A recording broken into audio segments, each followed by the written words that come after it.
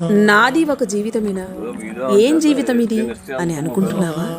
అయితే ఈ మాటలు నీకోసమే. నీకు కష్టం అనిపించే నీ ఉద్యోగం ఒక నిరుద్యోగికి జీవితకాల స్వప్నం. నీకు విసుగు తెప్పించే నీ పిల్లలు లేని దంపతుల మధుర స్వప్నం.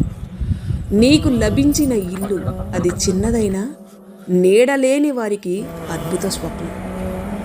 నీ దగ్గర ఉన్న చిరు సంపాదన చిల్లి గవ్వ కూడా లేని వారికి ఊరటనిచ్చే స్వప్నం. ఆరోగ్యవంతమైన నీ జీవితం రోగికి అమృతతుల్యమైన స్వప్నం. నీ ముఖం పైన ఉండే చిరునవ్వు విషాదగ్రస్తులకు దివ్యమైన స్వప్నం. నీకు లభించిన వాటి పట్ల కృతజ్ఞత కలిగి ఉండు. సంతృప్తికరమైన జీవితాన్ని అలవర్చుకునే భావాలతో జీవించు. అప్పుడు ఆనందమే నీ చిరునామాగా మారుతుంది.